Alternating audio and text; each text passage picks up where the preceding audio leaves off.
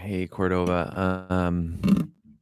Today I just wanted to take a couple minutes to talk about. We sort of have a special day today. Today's Maundy Thursday, and we're going to be posting our service at 6 o'clock. Well, anyway, yeah, about 6 o'clock tonight, and so we hope that you will tune in for that.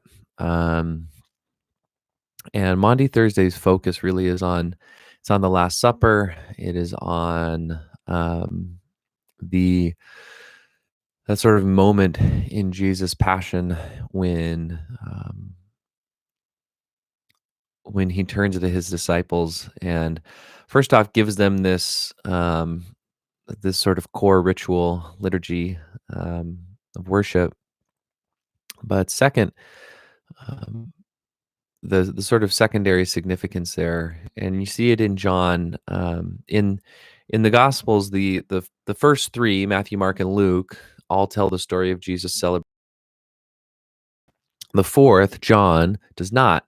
At that point, that sort of tells and gives that focus elsewhere in the Gospel. But when you come to that part of the story in John, you get chapter 13, and what happens instead is that Jesus turns to his disciples, takes off his outer clothing, wraps himself in a towel, and begins to wash their feet.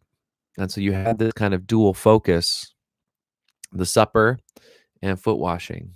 Um, this celebration of the meal, do this in remembrance of me, and um, an example of total and complete um, self self denial for the sake of the ones that you serve, for the sake of the ones that you lead. Jesus shows that leadership in the church um, is not about grabbing power for ourselves, but rather it's about giving it up. It's about taking that thing which is most humble, somebody's feet, that thing which is lowest, and making them clean, making them pure. And so, I guess my primary question, the text in the daily readings today is from Mark 14, verses 12 to 25, which is the story of the Last Supper. Uh, but I'd encourage you also maybe to be thinking about about what we can do simply to take those that we serve, those that we care about, care for, are responsible for. Uh, what is most humble about them? What's maybe the thing that they don't like about themselves? Um, Maybe a strength that they don't know that they have. Maybe a weakness that they think is disqualifying. And how might we take that and wash it, um, honor it, care for it, purify it for them, maybe help redeem it, and put it back in their hands, saying, just as Jesus does to Peter, just as I've done to you, you also ought to do to one another.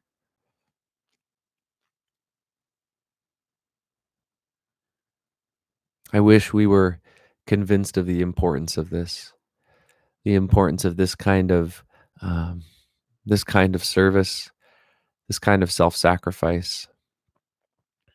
And I hope that you'll find a way today, this week, to take those things which are most humble, most lowly, um, and to free them up,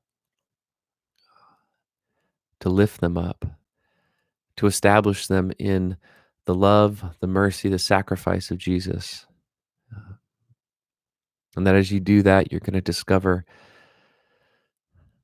that the Spirit is enabling you to serve and to love in moments when you thought, no way, no way to do that.